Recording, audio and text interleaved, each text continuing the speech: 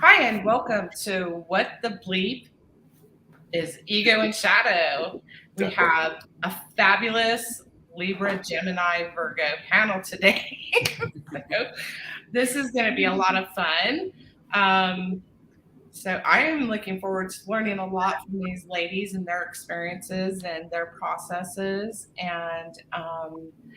But before we begin with introductions, Matthew is going to open sacred space. Yes. Thank you, Julie. I'm going to open some sacred space because we're talking about ego and shadow.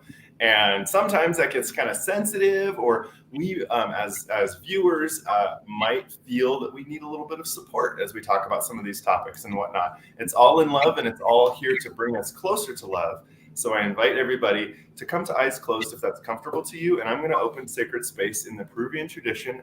I'm not going to use a rattle because it's probably going to freak out the mic. But just visualize with me and have fun. Okay. To the winds of the south, Sachamama, great serpent, please come and wrap your coils of transformational wisdom and light within and around us. Teach us to shed the past the way that you shed your skin. Teaching us how to move through life with perfect sensational awareness, heart to heart, belly to belly, teaching us the beauty way. Aho. To the winds of the west, Otorongo, Mother Jaguar, please come and protect our medicine space.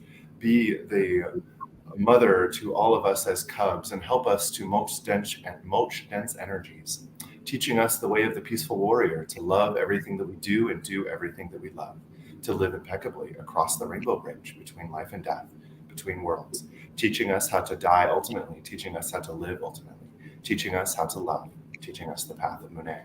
Aho. To the winds of the north, Sewa Kinti, royal hummingbird, flying from place to place with perfect understanding and trust, and asking of us to only taste the most perfect nectars in life, so that we may fulfill our destinies in the easiest and most direct paths possible. And we call upon the ancient ones to come and warm your hands by our fires, so that we may learn your wisdom, your words, and your ways through the winds and flame, so that we may honor all those who have manifested before us and all those who will manifest after us, our children's children. Aho. To the winds of the east, Atun Apochin, great eagle and condor, come to us from the place of the rising sun and take us under your wings, showing us a view of the Yapanapakunas, the Himalayas, the sacred mountains that are all across this beautiful world, teaching us to fly wing to wing, teaching us to soar hand in hand in these lovely ursuits. Witixi Tessa Warakocha, you who are the unnameable one and yet are known by 1,000 names. Aho.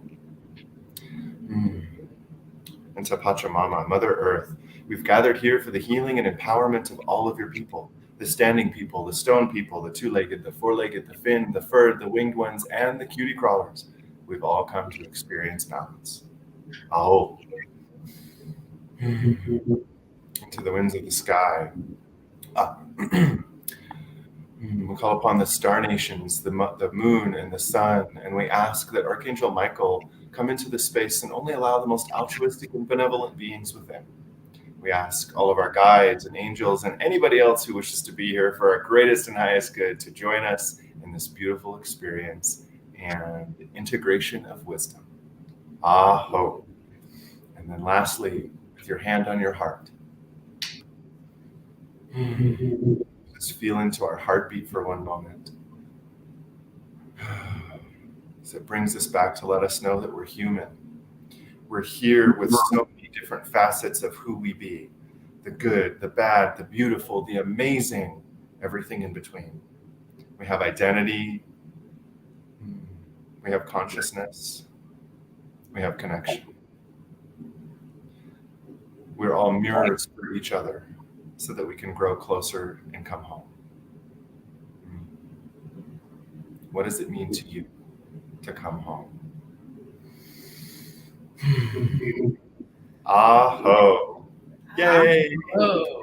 Thank you, Matthew. Thank you. So we're just going to start with some introductions, and we'll start with Lisa, and then after we do the introductions, then we'll get into your narratives and what you'd like to share today. Great. Well, my name is Lisa Beck, and I'm coming to you guys from Minneapolis, Minnesota, in the Midwest of the United States. And I am a self-love empowerment coach and corrective exercise specialist. So what I do is I help people heal from the inside out and the outside in, looking at the physical body, the mental body, and the emotional body. I'm also an author and wrote a self-published book called An Infinite Love, all about coming home to ourself. Matthew, like you said, what does that mean? It means, you know, being in your body and loving every part of you. And I am in the co-author in the Blue Talks series with many of the people on the panel today, which is amazing. And I love spreading the message of healing, specifically on this topic of diving into shadow and what is shadow work and exploring our ego from different points of view. So thank you very much for the opportunity to speak today. Oh, Julie, you're muted. Thank you. I'm human. That was wonderful, Lisa. Thank you, Dr. Arayeh. Thank you so much for inviting me. I feel blessed to be among these wonderful souls here. I call myself a joyful living coach in the areas of personal healing, conscious relationships, and conscious parenting. And I was an engineer until 8 years ago. And then suddenly I paused. I'm like, I don't want to do this until I die, kind of thing. And then I asked the universe to tell me what I'm good at. I actually called 40 people to literally ask them what I'm good at. So kind of after a month, I got the answer from the universe, and I got my coaching certification, and then I got my PhD in psychology. My vision and mission is to live in joy on a moment-to-moment basis and teach it. So whatever I do is about that. I come from a perspective of Western psychology integrated with Eastern philosophy and tons of embodiment. My PhD dissertation is in mindfulness, so I'm like really a fan of mindfulness and coming to the moment. And I love the opening space, Matthew. That was beautiful. It was so... It resonated with me so much. I took some of the original. I've been in the medicine. It is so beautiful. I love it. It's just so amazing. And I'm really honored to be here. And I'm so excited to talk about this because this is really the base of my work. Shedding those layers and seeing those shadows. Not so easy, not so fun, but necessary. Thank you.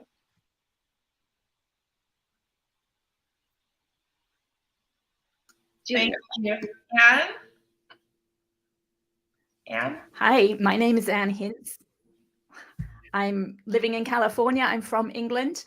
I have done a lot of this I used to call it release work. I've done a lot of this release shadow work to the point that I can put my awareness inside my body and have shifted my skull bones and grown half an inch. So as a result of doing that, I wrote a book that I described the steps that I went through. It's called The Pathway to Insight, and I am sharing my story. Thank you for having me. Thank you. Thank you, Anne. Sarah? Good morning. My name is Sarah Willoughby, and I'm originally from the UK, but I'm living in Melbourne, Australia. So it's 3 a.m. So I'm a day ahead of everybody else, which is always very exciting. I'm a transformation coach, an infertility coach, an author, speaker, and Reiki practitioner. And I absolutely love what I do. I had previously spent 10 years working in corporate HR, had sort of worked my way up the corporate ladder, got there and was like, is this it? You know, spent 6 years at uni, and it was just like, oh, okay, there must be more to life. And at the same time, I went on this massive journey through secondary infertility, which almost cost me my life. And I decided I need to change something. So moved over here and began a new life and began new work. So I'm really happy to be on this panel today and share whatever wisdom I can with the audience and learn from this amazing panel.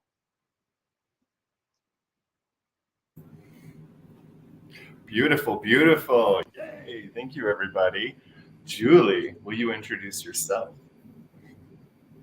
Thank you. I am an author, podcaster, Reiki master, teacher, sound healer, and I do a lot of intuitive work, card reading, that sort of thing. That's my passion, which I find that has helped me in my process as well as help others. So, thank you, Matthew. And let's introduce you. Sure. Happiness coach. Yes, I'm a shamanic happiness coach, and what I say is that I help facilitate one-on-one and group experiences that to help to alleviate people of their suffering and to help them find joy in the causes of joy. And so with shamanic work, I also do Reiki work. I label myself as a transformational coach as well.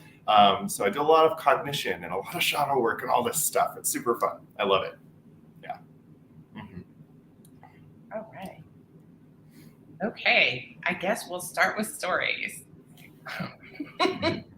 Lisa, would you like to share your wisdom with us today? Sure, would love to. I feel like everyone, will be sharing their own personal stories, but as we know, our journey, we went on our journey, and most of us, and I'm speaking for myself, but just hearing the introductions of the rest on the panel is at one point we felt unfulfilled or stuck or something needed to change in our life, and we went on a whole new direction. And I know I did in my field and in my life, and in that transformation is where we've spent a lot of time having to do the shadow work and asking ourselves. I found myself one day just asking myself, how did I get here? What does it mean? Because I was not happy and I was not fulfilled in my life. And starting to dig a little bit deeper into the muck and ask myself, how did I get here? What does it mean to be happy? When did this start? How did I get on this hamster wheel, just feeling like the same day is happening over and over again, and it's not fulfilling in my soul? And then looking at my values and what is filling up my soul? What does filling up my bucket mean? What does self-care mean? What does loving who I am mean for myself? And how does that affect my relationships with other people? And so taking a look at my particular story of exploring of all those philosophies and ideas and starting to question pretty much everything in my life, from how I was raised to where I was raised to the values that I was raised with in my smaller family unit and in my community, and what I picked up along the way from friends or mentors, or even socially what society tells us is quote unquote correct, or how we're supposed to be, and really taking a look at questioning all of that for my life and asking myself, does this feel authentic to who I am and who I want to move forward? And so there was a lot of changes that I wanted to make because it didn't fit with who I was at the time. And it's something that I continue to reevaluate, monthly, yearly, even on a day-to-day basis, on the choices that I am making. And is this fulfilling? We have a couple people who practice, mindfulness and joyfulness on the panel, and asking myself, does this bring me joy on my journey and on my path? And I just feel so lucky to be present in that, and being able to almost look at my life from a 10,000 foot view and also be in it at the same time. And I think that's a gift that is pretty special to be able to live in that duality of being here and being present, and then also being able to step out from afar also and take a bird's eye view. And that's what, to me, what shadow work is, we cannot have joy without a little understanding what suffering is. And we can experience love with also feeling what does loss feel like. So this duality of life is really getting into the depths of shadow work, because so often, and like I was, you were just kind of living in this middle range where we're kind of feeling happy and maybe we kind of feel sad, and we're just kind of, it's safe here, so we stay right here instead of exploring, you know, the highs and lows of life. So thank you. Thank you. Awesome. Dr. Arayeh. It's okay. We're all humans trying to figure out things. It's Okay, so No, I got it. you got it. For some reason, my cursor was not working. Come, cursor. So I told you a little bit about myself, similar to Lisa. I was actually born and raised in East. I was born and raised in Iran until 21. And you can imagine in countries that are kind of theocratic, it's even more conditioned, and you have even less freedom than the first world countries. So I always was bothered by why I have to do this, why. So I was like in nature, I questioned everything, and I was a seeker. So I would say that the seekings, continued until I turned 40. Literally, I turned 40, and I'm like, okay, this needs to pause. So I actually paused, and in my heart, I felt that I need to be aligned with something greater than myself, which is within me as well. So that's how I got my direction. I kind of tapped into that inner compass. So as I learned about the mind, about all these beautiful tools that are out there, thank goodness to technology, right? I know it has a lot of downsides, but this was a good part of it, that we all got access to this information from different courses, different people, leaders and thought leaders and sages could actually relay their words to the world, and we could access it. I'm very thankful to many teachers that I got, I got acquainted with. And then as I learned, I found, so I was kind of like a robot. We're all kind of a robot. And I learned that, our brain gets almost fully developed until 7 years old. 95% we are wired with the habits and beliefs and all the limiting beliefs inside, and all this is until 7 years old. And then I found that, okay, now I know I'm a robot. Now, okay, this ego, this protective mechanism, how can I find ways to rise above it? So in the past 8 years, I've been, really adamant in finding the best ways, as you all did, to kind of rise above this ego and rewire our brain from that fight or flight mechanism to that inherent joy, inherent abundance that we are. And it's so hard. So that's why we have to really literally embody and practice whatever we know in here, really embody it in our bodies throughout the day until it becomes kind of second nature. And that is why, and it's still not second nature, of course, and that's why I'm still a seeker, but at least we have a magic formula. I always say there's no magic potion, but there's a magic formula. Come into awareness moment on a moment basis. Yeah. Thank you. Thank you. Thank you. And Hi. Okay, I love what you guys have said. It's very similar. I do believe that we have to come to a place where everything feels so dark and we have to want to change. So I had a lot of trauma in childhood. I was adopted. I had a lot of bullying, a lot of teasing happening, a lot of alcoholism. Both my parents were alcoholics. When I was 19, I found my mom dead in the bathroom. So a lot of trauma that I just held on to. And it wasn't until I was in my late 30s that something happened, and it was just like it was a small thing. It was like a business altercation with a couple of other mothers. Thought I'd done something wrong. I didn't think I had, but my mind just kept going over and over and over what had happened. And that's when I realized I don't think other people react this way. And there must be something that I'm missing. So that was my first inkling that I needed to look at my childhood and look at my shadow. And so I started work on that, and I used the technique EFT, and I realized it was opening up my subconscious mind. It was expanding my awareness. So I started to become aware of my emotions during the day. Then I started to become aware of the physical sensations underneath the emotions. And then I used another technique I call feeling your feelings, and actually felt those sensations and let that release out of the body. And then at some point I found I could actually keep my awareness inside my body, and would start moving my awareness and focus on the tension in there, which I now know is the shadow. It's actually stored as tension in the physical body. I believe in the connective tissue. And so now that's what I do. I focus on that tension and release that more and more and more. And so that is what has released my bones to a more aligned position. And so I feel like I have a deep understanding of the shadow, the lightness, the darkness. And so I just noticed throughout the day, okay, what's triggering me?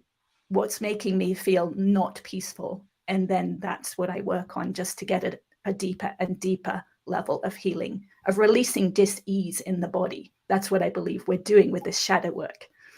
So that's my story. Thank you. Thank you, Anne. Sarah. So I think if I reflect on my own life, as a very, very young child, I always knew that there was more. And I always felt this seeking and this sort of desire to understand why we're here, what our greater purpose is. I didn't believe the 9 to 5, but I followed the expectations that other people had for me and my own expectations. You know, I went to a very academic school. I spent 6 years studying at university. I worked my way up the corporate ladder. And all of a sudden, I'm facing myself thinking, is this everything there is?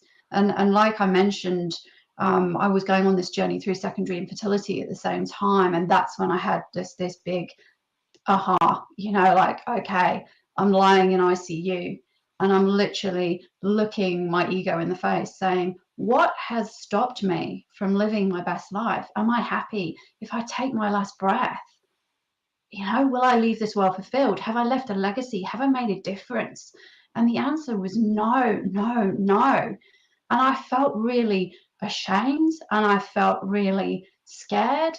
And I realized that I had a choice, and I did a deal with the universe. And I said, if I am blessed with a second chance at life, I'm going to do it differently. And I kept that promise to myself. And that enabled me to move to the other side of the world. And ironically, within 6 weeks of being in Australia, I fell pregnant with my daughter, who I'd been told I would never have. And then 4 years later, went on and had another little girl. But I really had to dig deep, and I really had to peel the layers off myself and analyze who I was and question everything in my life and really start again. And that work is so incredibly confronting. And I know for a fact that if I hadn't have already done a lot of meditation and mindfulness, I wouldn't be alive. That was what kept me very present, kept me out of my monkey mind when I was lying in intensive care, enabled me to push through that physical pain and the fear. And I then just naturally went into learning Reiki, and we did a lot of training and a lot of shadow work within that training. And I'll talk about that a bit more in a minute, you know, the questions that we asked ourselves and how we sort of dug really deep on that. But I feel really blessed to do this work, even though it's hard. And it's a moment by moment awareness, and just really giving ourselves the opportunity to be our best version, and now helping other people to do the same thing and helping other people to go on that journey. Oh my. These are beautiful stories. Julie, do you want to share your experience at all with shadow and ego? Well, I've come to a place where I am actually finding joy in what I'm finding, because then it empowers me to change that. And have more self mastery, you know. So, you know, I think it's always, you're always going to be becoming more aware of, you know, your personal growth to change it. So, how about you, Matthew? I love it. No, this is great. I've got notes. Yeah. Every single episode, I take notes so that I can be like, oh, what's the wisdom coming through, right? My relationship with the shadow and ego, excuse me. I love the shadow and ego in the aspects of understanding that they are parts of me. And I would say for me, my experience with the ego is it's such an insidious, like subtle thing. We don't realize sometimes how enmeshed in the identity of what your ego presents that we kind of are like, oh, I am this way of being. And so I love being confronted with parts of my ego that aren't in alignment with my path and things like that, or with where I want to go. And so that's just a beautiful thing.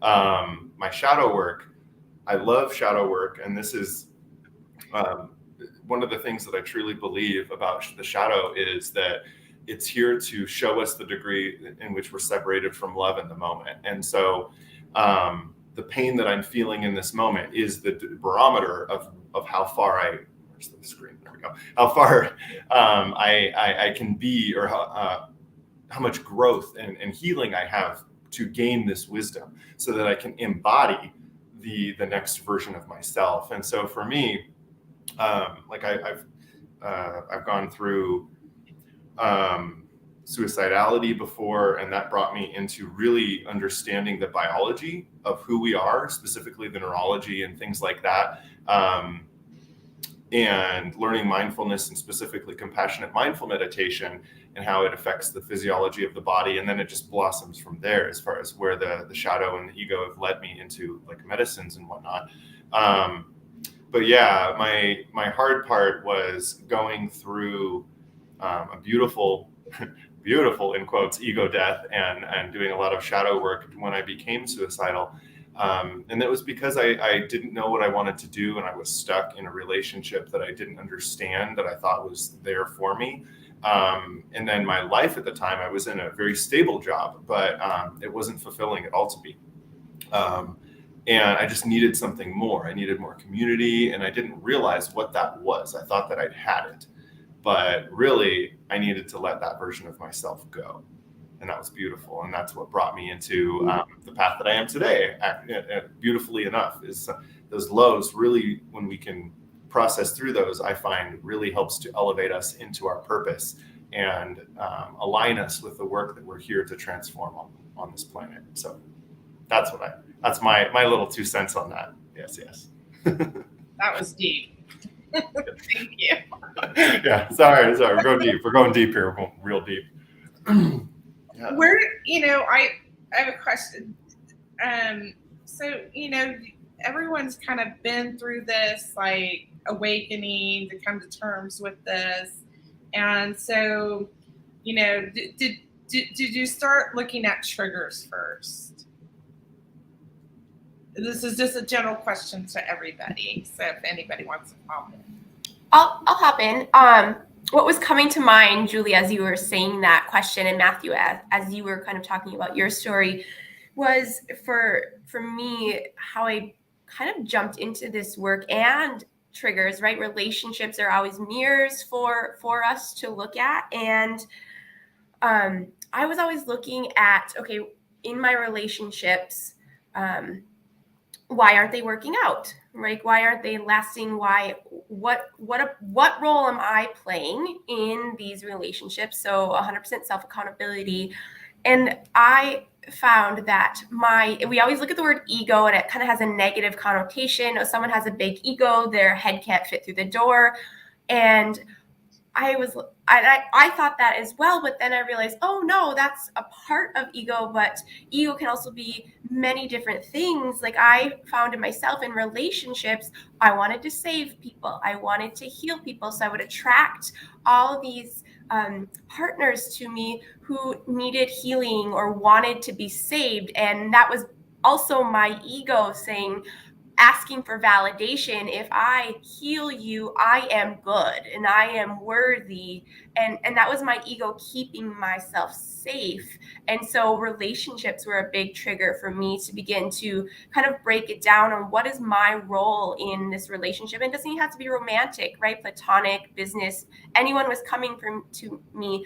And whether they wanted to be saved or not, I was forcing myself to help save them. So that was for me kind of the really big triggering of like, let me dive into this a little bit. I love that. I want somebody else to answer this, and I just want to play off of that really quick, because what you said is really powerful in that, and I'd like to know your relationship to this statement, is that the saving you saw in others is probably what you needed for yourself. Absolutely. And I didn't know that at the time, right? We can't see sometimes we can't see our own shadow.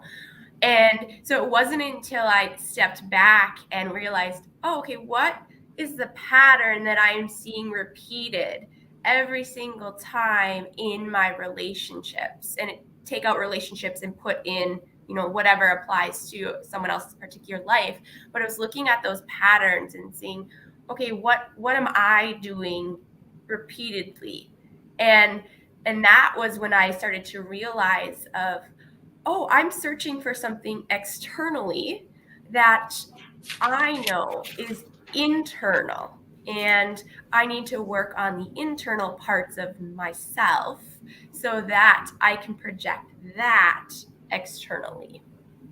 Mm-hmm. I love that too. And what I hear is you had to learn how to embody. Yes. So that you could shine that. That's beautiful. I love it. Okay. Who else can talk about triggers? This is beautiful. I love this. I can talk. Oh, sorry. Go ahead, Anne, if you want to go. Okay. So, well, I do believe that's a great question, Julie, because I think triggers are the ones that will shed light on the shadow. So the triggers are our teachers, are our guides. And it's different for people. Some people get triggered with their children. That's me, specifically with one. Some people get triggered with their spouses. Some people with the government. Some people with their boss. Some people with lying. It depends on like what that trigger is. And then, as Lisa was saying, that when the pattern gets repeated, that's like, oh, that's the indication that that's where the shadow is, and we need to dig in. And that will be, I always say, for example, when parents come to me and say, "Oh, I say be more responsible," I'm saying, don't you think you have to say that to yourself? So it's usually when we get triggered by something with people, it's actually within us, right? So that's the hard and brave work that we need to do, right? And as Lisa was saying, it's beautiful because this ego, which is, by the way, really like our protector. We need to thank the ego. We say thank you for your service, right? I always say put the ego in the passenger seat, but just drive yourself, because usually that's what the ego drives our lives, usually most of the time. But we need to have that moment-to-moment awareness and put the ego in the passenger seat. And being a savior, it's kind of a mechanism that was built from 0 to 7. Like, for example, when Lisa, when she helped around the house, her parents were really pleased with her. So that's how she decided to, grow and be a pleaser and be a saver, right? It would be like a mask, but it's not her. So I always show a mask. Like, there is a savior here, but we need to drop the mask. I'm beyond the savior. And we can find different masks. There are tons of,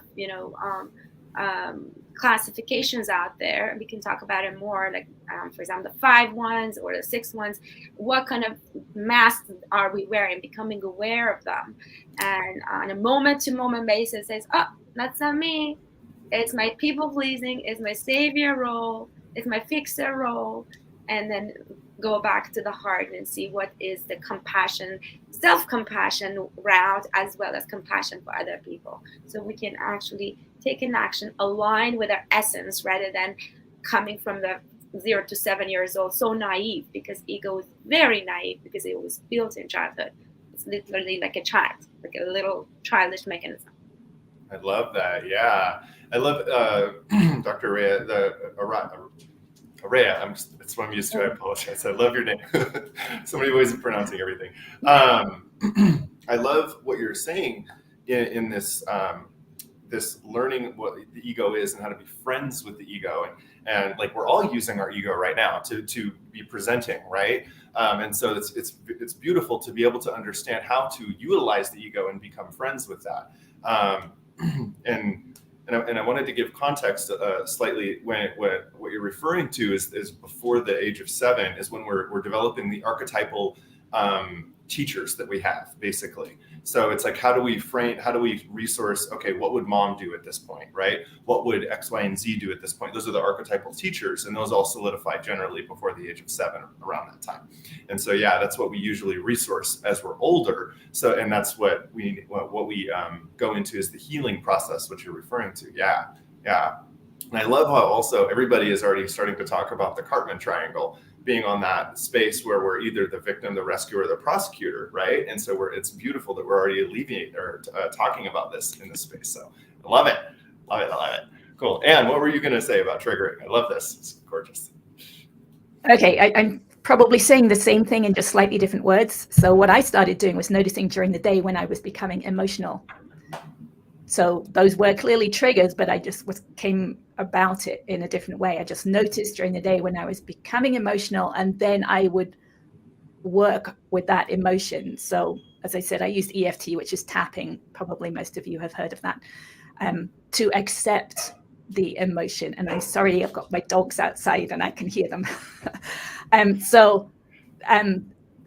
During that process, like working daily with becoming emotional and letting the emotion go, coming back to peace, I realized that my mind was actually starting to become quiet and I wanted to do more. So at that point, I wrote down every emotional trauma or emotional memory that I could think of from childhood, and I actually worked through them one at a time, one a day.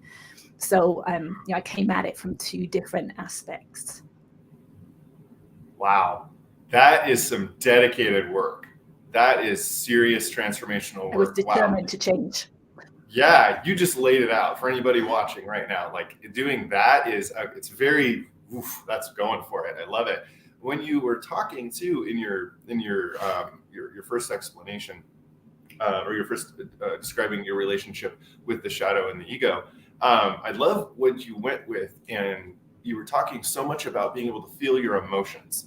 And this kind of brings up this other question, and I kind of want to bring in this little inspirational moment for us, is what would you say to somebody who has a difficult time with emotions? Because most of us are afraid of them.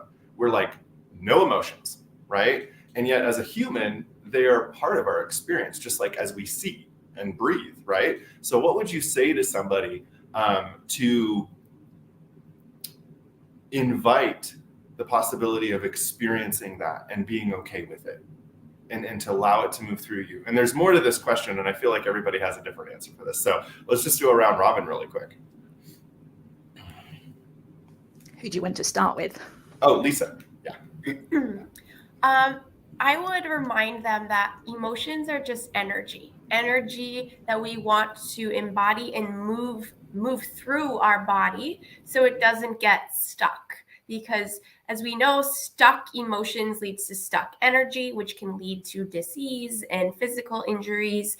And so if we take the feeling if we keep it neutral, if we remind them that emotions are energy, and we keep it neutral, and we need to process it through our body in order to move it on and let it go, that's kind of how I would help people who have a harder time processing their emotions.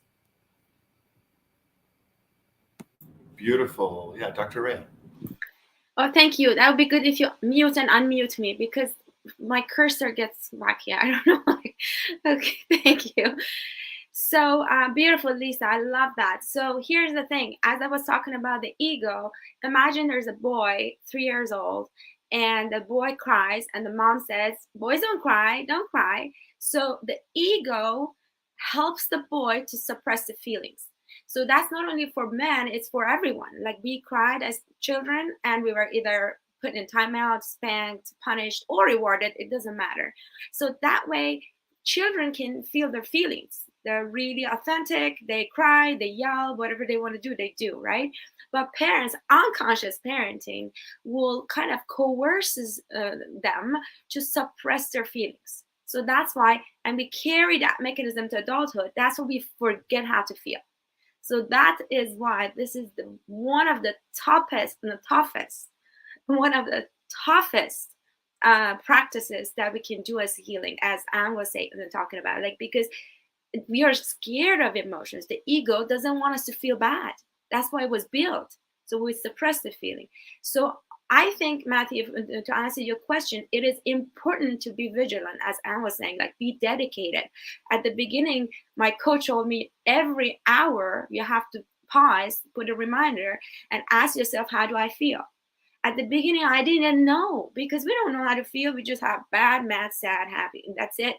But we have more than 30,000 feelings out there, right? We don't know. So I had to journal for a couple of days. I didn't know.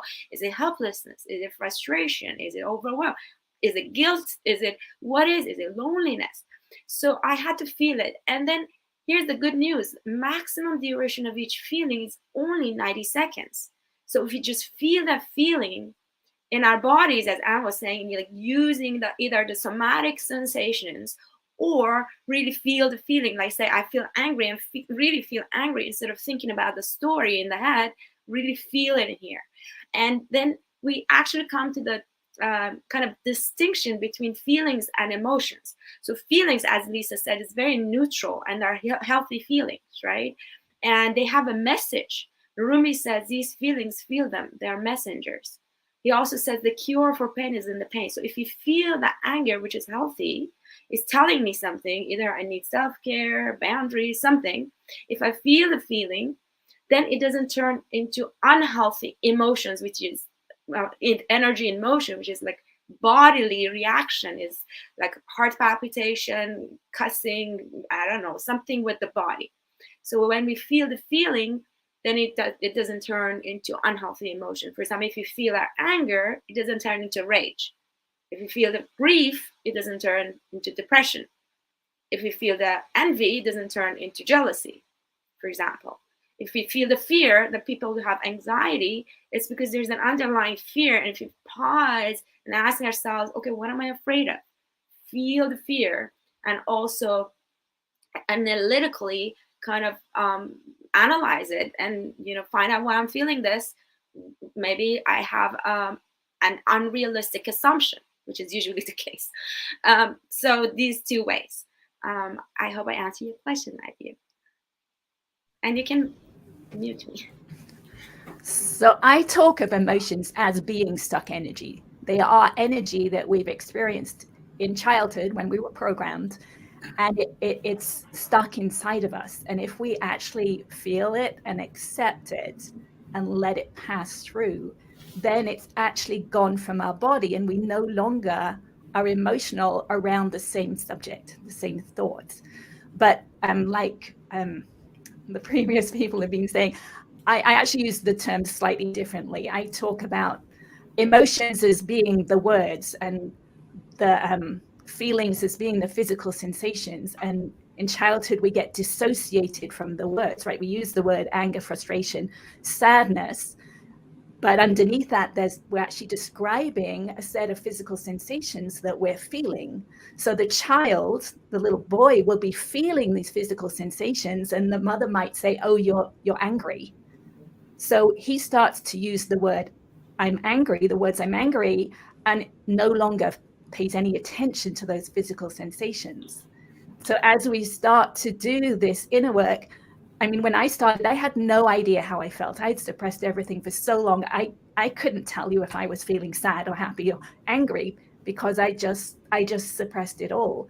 So as you do the inner work, your awareness expands. You become aware of the emotions. You become aware of the physical sensations. And as that happens, life actually becomes better. There's so much more to life than we than I ever knew like 10, 15 years ago. So someone is just starting out, just know that. Know you're going to experience more than you really know right now. And it's worth doing.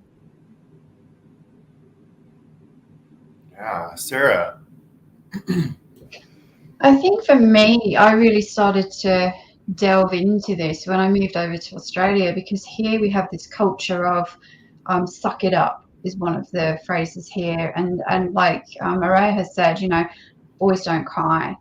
And so a lot of the work that I do with people is about helping people to initially name their emotion. And everybody's already mentioned that.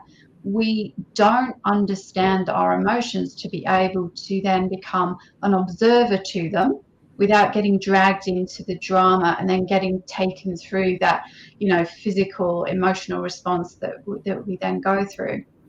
So when we can take a step back from our emotions and observe them, then we're coming from a place of being able to respond, because we're creating space rather than reacting to a situation. And it also gives us an opportunity just to go within and to question, you know, I've got two choices here. I can either get taken down a bit more of a negative path, or I can give myself some space to reflect on how I'm potentially contributing to this situation.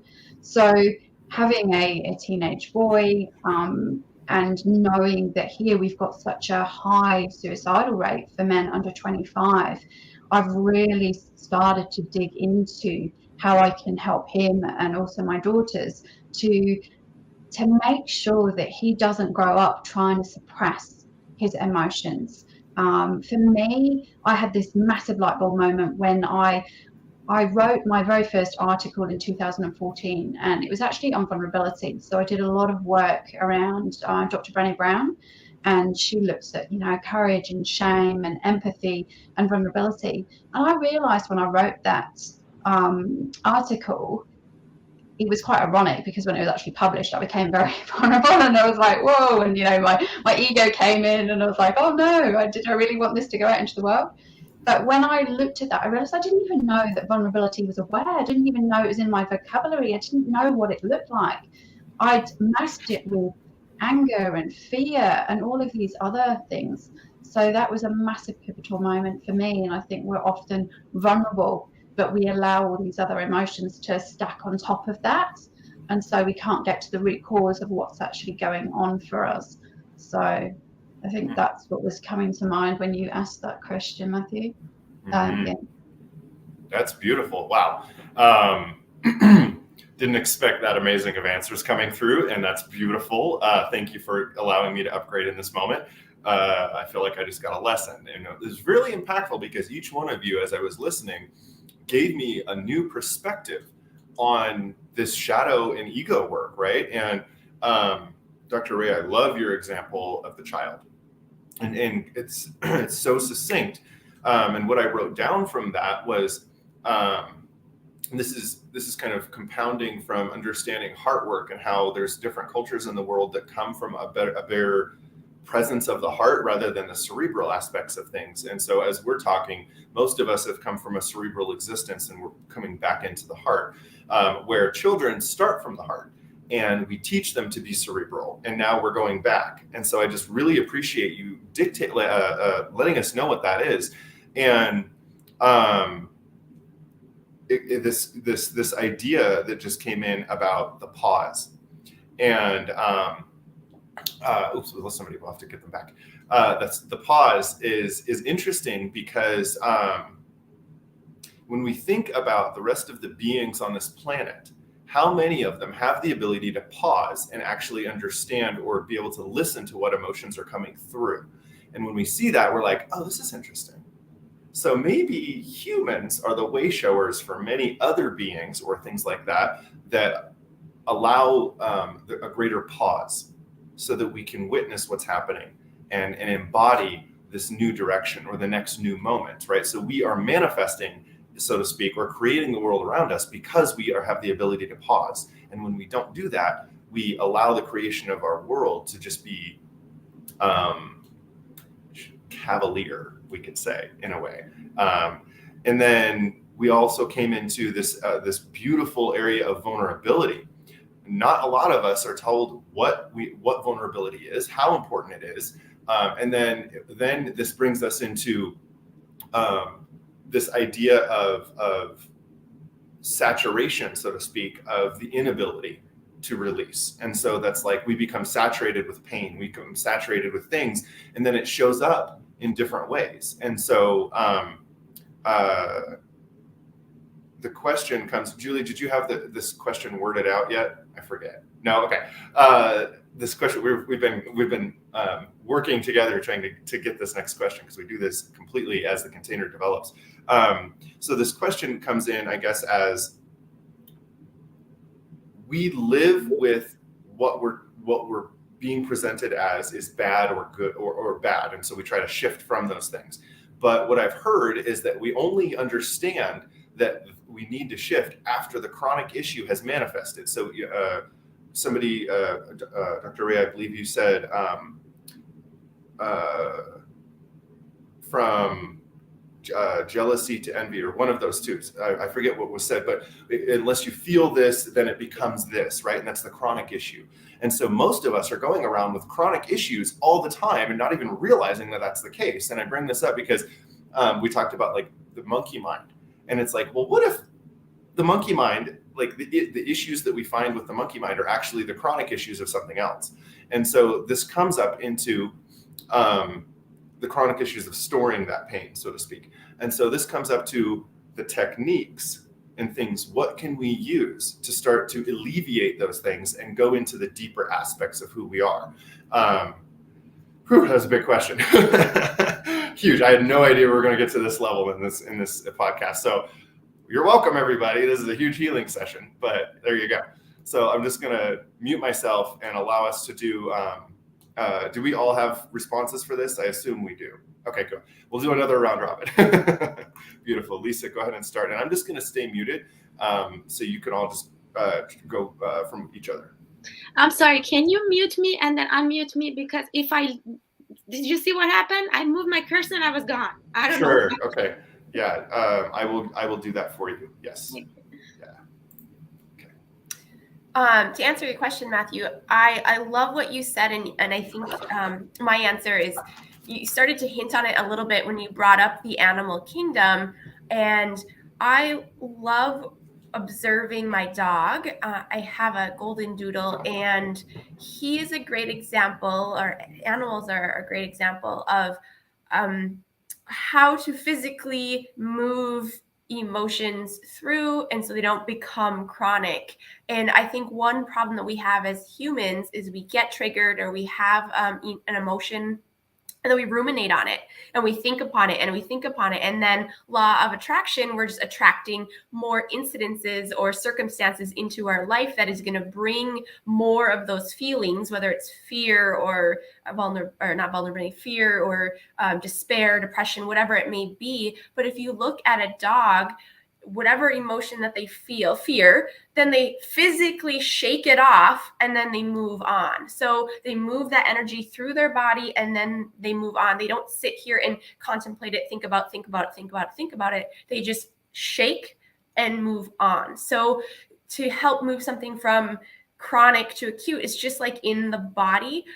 When we have tendinitis, we want to turn that chronic injury into an acute injury. So it sends our brain and our nervous system signals to heal this acute injury.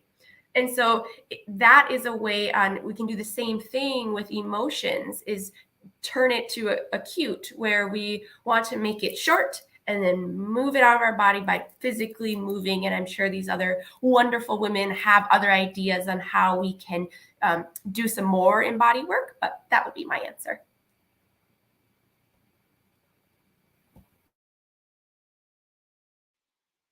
Thank you so much. So I love that, Lisa. So here's how I have come in the past 8 years. I found 2 ways to deal with feelings or emotions, whatever you want to say. Like it's interchangeable, but we know now we have the foundation that they're different, but we usually use them interchangeably. So first way is the analytical round. And when we understand that underneath each feeling is a thought. So thoughts lead to feelings, and feelings lead to behavior. That's CBT, right? Cognitive behavioral therapy. So the first way is, or the second way, but I'm going to say it first, is to find the thought underlying that feeling. What is the thought that is triggering me to have any, like this icky feeling, which I don't know probably what it is, because we don't know what we're feeling, right? So, and the way to go about this route is to find a thought and literally make it the opposite. For example, my child shouldn't throw a tantrum. My child should throw a tantrum and say, okay, why? So I'm going to find the reasons why. Because his brain is not fully developed, because he's lost his upstairs, like the staircase between lower brain and upper brain is completely broken. He can't access it. He cannot, he's anxious. He wants something. He doesn't have the words. So we find ways, reasons for ourselves why the opposite is true. We can also flip the pronoun. I shouldn't throw a tantrum, because usually when the child throws a tantrum, I throw a tantrum. So I'm going to flip the pronoun and actually make it true, right? So this is the work of Byron Katie, which I absolutely adore. It's like she says, ask yourself, is it true? Do you know? It's like, do you know? It's absolutely true. And the other way is the emotional path, and that is again two ways. One of the ways is actually doing the somatic work. So I think that's Anne's work, where you just go inside and you find the feeling where it is in your body. Maybe it's in your throat. You rate it, for example, from 10, and then ask your body, and you connect to the compass. Ask your body, what can I do? What should I do to release some of this and bring the number lower a little bit? Maybe you need to shake your hands, as Lisa was saying. Maybe you need to put your hand on your throat. Maybe you need to cry, something bodily. But you trust the wisdom of the body, and you listen to the wisdom of the body, and you do it. And the next one is, so this one is easier because we don't have to name the feeling, because we have a hard time naming the feeling. That takes a little bit of time. And then, as they say, name it to tame it, right? So find the feeling. What is it? Is it frustration? Is it helplessness? And as Lisa was saying, make it acute, and then go to that feeling. Say, I feel frustrated, and do this, and then really feel frustration. I know this is really, as I say, it's the hardest, because our ego doesn't want us to feel that way. So we have to rise above it, become the adult, no more a child with an ego, and really feel that feeling in wherever it is. Feel the anger. I'm feeling angry. Again, maximum duration, only 90 seconds. And it will dissolve. As Rumi says, the cure for pain is in the pain. So what I do daily, every morning, I ask myself, so I do Wheel of Awareness. Dr. Daniel Siegel has that, where I use my 5 senses. Then I go to feeling. When I say, I feel, and I pause, and I try to bring them, like kind of dig out the worst feelings, which is shame. Shame is the worst one, the lower frequency, lowest frequency. And I bring it up, and I feel shame as a mom, as a wife, as an entrepreneur, as a coach, whatever it is. I feel the shame. I literally feel the shame for 10, 20 seconds, and then it dissolves. And then I think the book is called The Journey. It's an amazing book. She healed her basketball-sized tumor in her stomach with this method. So you go to that area, and then you feel the feeling, and maybe it's anger first. Anger is a secondary emotion, right? There's always something underneath. You feel your anger, then you pause again. You say, how I feel now. Maybe it's sadness. You feel the sadness. Okay, what is it now? It's loneliness. I'm going to feel the loneliness. And in the book, she says, after 3 or 4 feelings, we usually get to peace. We usually get to nothingness. So this is what I do every morning. And as I said, my coach says you have to do this every hour, which is really hard, but at least do it every morning. I do it every morning. So we have to be disciplined. This is the thing. We have to be disciplined to pause and feel these feelings, dig them out. Otherwise, they're going to create dis-ease, as Lisa was saying. So it needs discipline. It needs bravery. but we have to do it. Otherwise, we are regurgitating those programs from 0 to 7. I love that. Thank you. So I realized after Lisa spoke that I actually believe the emotions themselves are chronic inside of us. And if we dig them out, like Dr. Arayeh was just saying, then we're actually releasing the disease in the body. So now that I can actually sense inside my body, right, I can sense tension and no tension, light and darkness. And so I realized that really it's only the negative that is stored inside of us. And once we let go of the negative, which could be called the shadow or the ego, once we let go of it, it's already light underneath.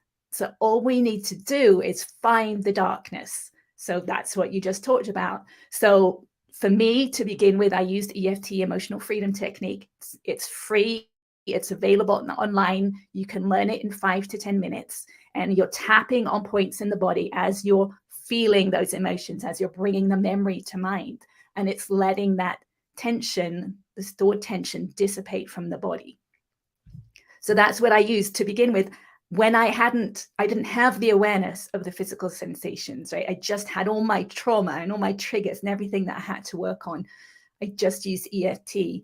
Once I became aware at a deeper level, I used more of what you just talked about.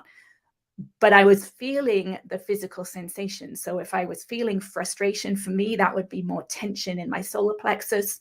And I would hold my focused awareness, my focused attention on the tension in my solar plexus. And I actually found I actually had to become like a statue, because if I took a deep breath, I would lose it. I couldn't find it anymore. Or if I moved, I couldn't find it anymore.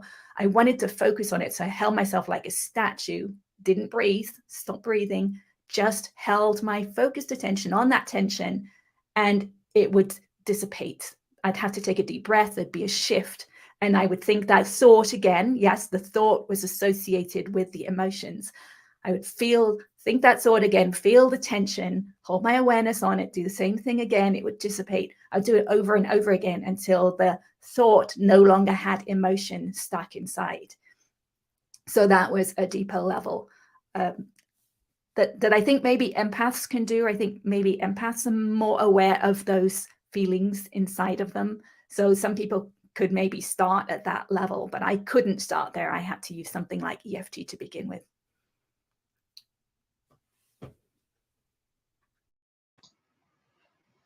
So I've got 3 different things that I use. So the first thing that I use is actually journaling. So I'm an author, I love writing, and I think putting pen to paper just taps into a different part of our brain and enables us to express ourselves in a safe way. So I'll literally sit in a quiet space, light a candle, put some quiet music on, and just start to write down, how am I feeling?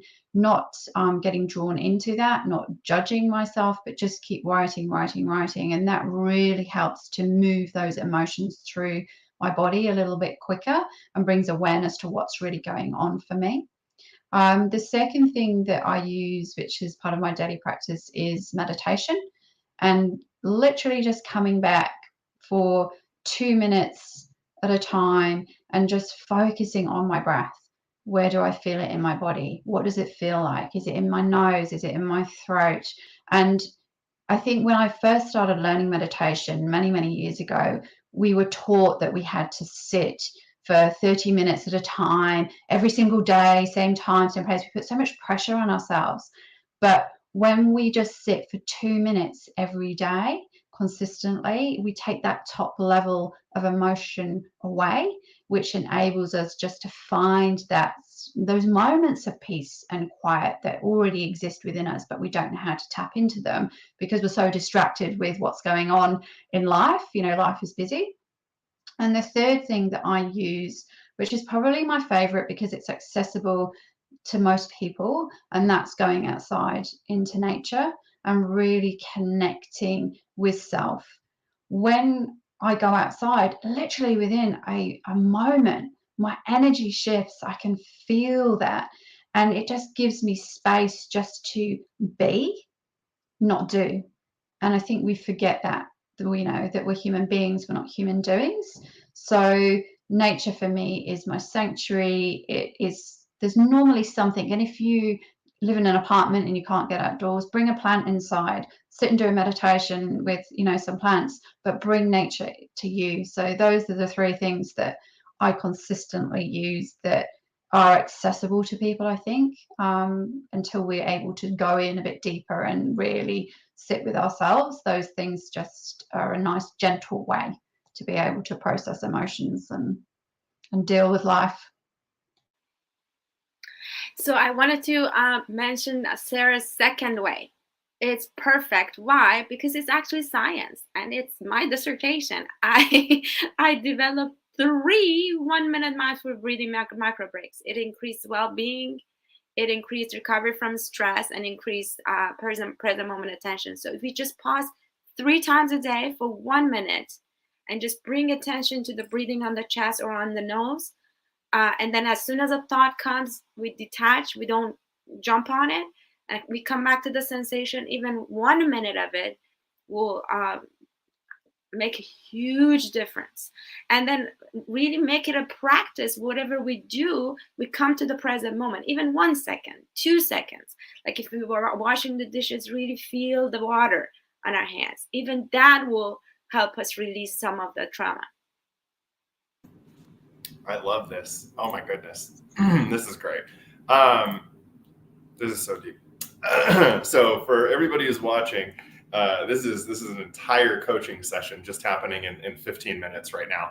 So if you need support, please comment, with your questions and things like that. Please do that, and we can always address those later on as well.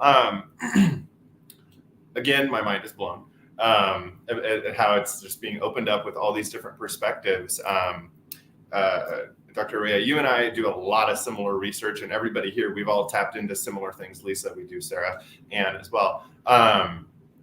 And I really love to help people understand a little bit of a deeper or a more beneficial way of what meditation is.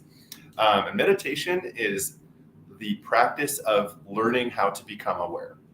It is and this is how I translate it for people, because often we're told you have to sit down, you have to be in a certain position, you have to do this for blah, blah, blah, blah, blah. And there's so many rules around it, right? Well, yes, those are techniques of awareness. Those are techniques to develop awareness, right? And so being with our thoughts for a certain period of time and allowing them to come through and feel them, that's a certain level of awareness, right? When we are focusing on emotions and other things, we're bringing awareness to those things, and where awareness goes, energy flows. And so we understand that as we do these, we relieve these things. So I just wanted to make that a little bit easier for people if they're like, I can't meditate. And I'm like, well, yeah, Dr. Arayeh, you just told people how to do it in a minute. That's easy. Just become aware, right? And then the more chances that we get to redirect our awareness, this is where the science is really cool. And we've started to notice this in the last 30 years. You can go to the Heart Math Institute to find out a whole bunch of stuff about this. And we won't go into that kind of thing, but it will help us transition into our next question. Prior to that, when we're just for everybody to understand on this basic scientific biological level, when we're meditating, we're increasing our awareness, we're increasing neural activity front to back, right? In this hemisphere. So when we increase or start focusing on the emotional aspects of things, learning how to flip the script on these lower emotions, and we're elevating them into higher emotions. So using compassionate mindful meditation, we create neural crossover like this. And this affects the brain in such a way that it helps create different thoughts. And so instead of having a certain thought, like walking down the street and going, oh, this is such a dirty street, we might instead have thoughts that ask us to look at the beauty around us, right? And it's the subtle difference, and it has to do with the coherence between the mind and the brain, the heart, and then the rest of the body, and that's embodiment, right? So quick on that one, just wanted to give people that, because we don't need to go into that for over an hour on that. For the next question, we've gone into personal development. How do we utilize ego and shadow on the personal level? And because I'm a shaman, I'm going to bring in societal level kind of a thing. And I say this because we're here for the community, right? We're here for the individual, but ultimately we're here to make an impact on the giant community, because we are a collective, right? So in this aspect, I want to shift and talk about the ego of society and the shadow of society. and how we, as we do our work, can affect that. Who wants to talk or field that question? As we do our individual work, how does it shape or transition society? Go ahead. Okay, Anne, go ahead. Yeah. Well, I think a lot using the law of attraction. Now, I know a lot of people use that in terms of manifestation, and I guess we're kind of talking along those lines, but I think of more of every day, what's happening every day, that we are a signal. The whole of us is a signal, and we're emitting that signal out to the universe, and we're attracting back into our future, right? Because our present is pre-sent. We've sent it from our past, it's present now, and we're putting a signal and we're attracting our future. So that's on a personal level and a collective level. And I think everything else, I mean, everything we notice, our part of everything that's happening is how we feel about it, because that affects our signal. So if we're looking at something out in the collective, right, if we're looking at war, or we're looking at some environmental thing that's happened, we have feelings about it. And that's where our control is. We can feel those feelings, let them go, and come back to peace, whichever way we want to do it. But when we're in peace, that's what we're attracting into our future. So I think that's why so much is coming up now, because it's coming up for us to feel and experience and let it go, so that we don't have to attract it again into our future. We can attract something different. Thank you. That's beautiful. Yeah. What you can reveal can be, or what you can reveal can be healed, I think, or what you can feel can be revealed. There we go. That's what it is. All these idioms. Beautiful. Who else wants to speak on this one? I know there's somebody else. Okay, Arayeh. Okay. So we, I think shamans also say, if it comes up to heal, right? So anyways, I think that's a great question. And I get right now, because of the circumstances in the world, we all feel guilty. It's some way, what should I watch the news? It feels like if I watch the news, I'm doing something. So here's how I go about it. Mother Teresa says, if you want to clean the world, if every person cleans their own doorstep, the whole world will be clean. So I think it really starts from within.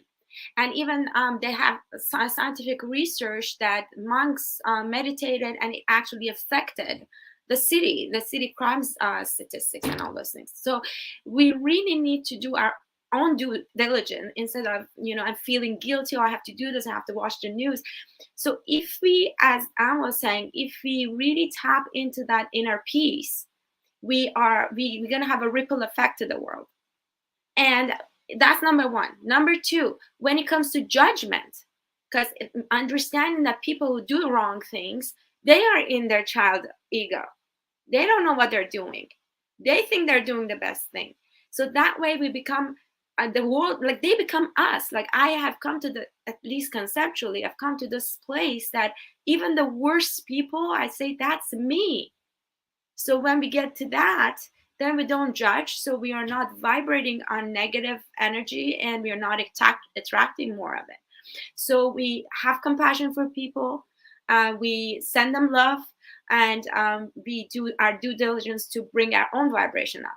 So the way I do it practically every morning when I go through my ritual in my wheel of awareness, the last spoke of awareness is actually give loving kindness to all the people in my inner circle and to the world. Really bring them in our mind's eye and give them loving kindness. So that's we have power. That's quantum science. It's not just futile. It's like really we have power to affect the world. Hi, I wanted to explain something that I don't know that has come across yet. And obviously there's different ways to do everything. So my whole path has been fully accepting exactly what I'm feeling at each level, right? To begin with, the stories that I would tell, then the emotions and the physical sensations, and then the tension. So if I'm feeling hatred for someone in another country who's doing something that I don't agree with, I want to feel that hatred and accept that hatred, because when I do it, it's actually leaves my body, and I'd much rather have hate outside my body than stuck inside. So that's a slightly different take on what Dr. Arayeh just said, right? I fully accept that I'm frustrated, I'm angry, and just allowing those feelings to be there, which is what you talked about, right, Dr. Arayeh, feeling in the morning. So if I feel that during the day, if I'm listening to the news, and I do now listen to the news because I want to know what triggers me, I want to feel those feelings because I want them out of me and I want to change what's happening in the world. So just slight subtle difference, but a huge energetic difference in my body for sure. Thank you. So that's why, absolutely, and that's why I say we have the wheel of awareness. So I start with 5 senses, then I go to feel all those feelings, then I go to my thoughts, so I get rid of them, kind of like I pay attention. Then the last step is sending loving kindness, because when we're like, oh, we can't give loving kindness, so it's kind of a step by step. Beautiful. Do your work and then be able to when your cup is full, then spill over. Exactly. I love that. Sarah, you wanted to say something on this too.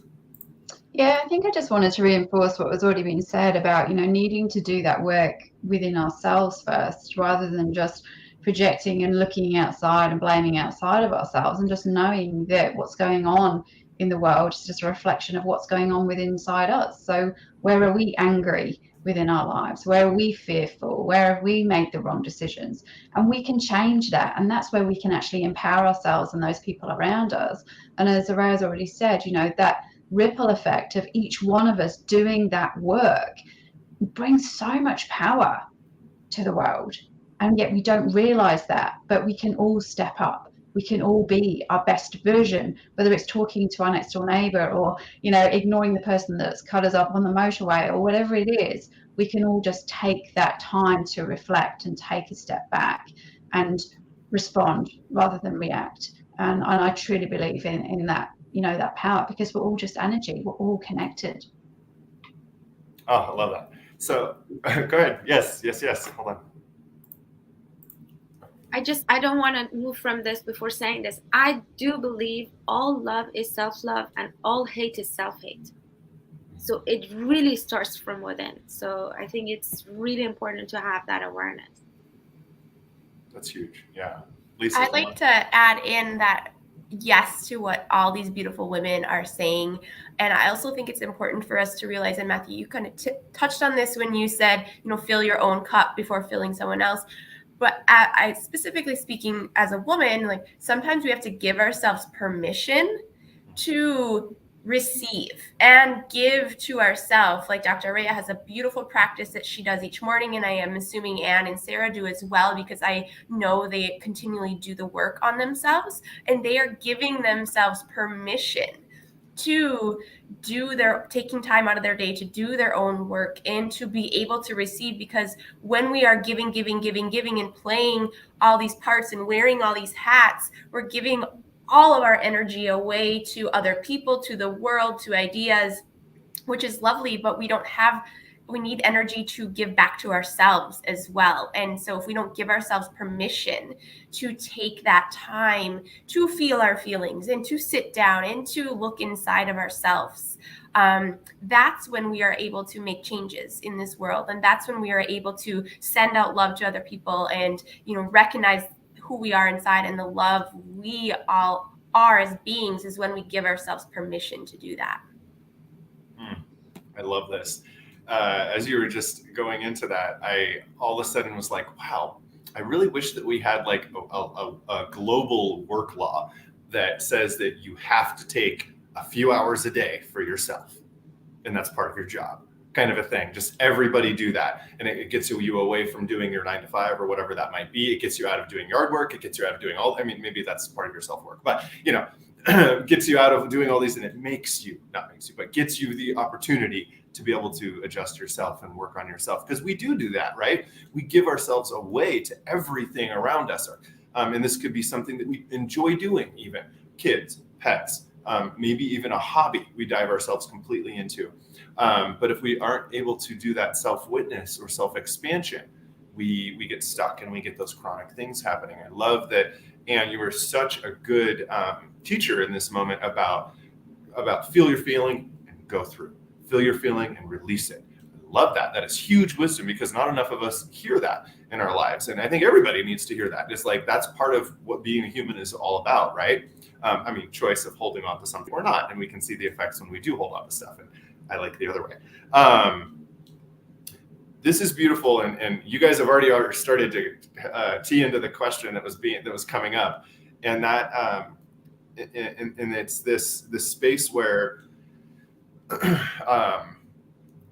we kind of have identified that as we see suffering in the world, that is suffering within us. So it's a mirror of what's happening within us. And this is where triggers happen, right? Somebody's being a mirror for my discomfort and my displeasure or whatever that is. And when I don't have that displeasure within me, I am not triggered, right? If I'm not harboring this, then I will not be triggered in whatever way. And that means that I am being embodied in a different way.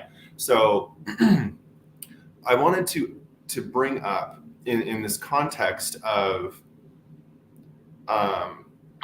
the difficulties of doing the shadow work. So these are we've talked about techniques of doing shadow work. We talked about societal things, and we can see the shadows of society in like racism or competition or things like that. And so I wanted to bring to shift and just see what people want to talk about around the idea of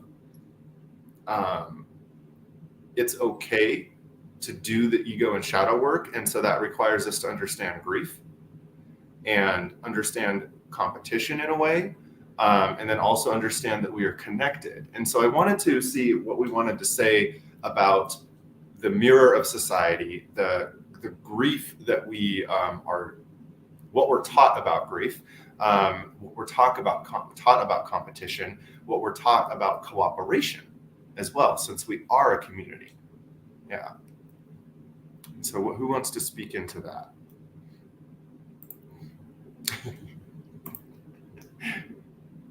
So let's go. I will expand. How many of us, or what can you say to somebody who doesn't understand what grieving is?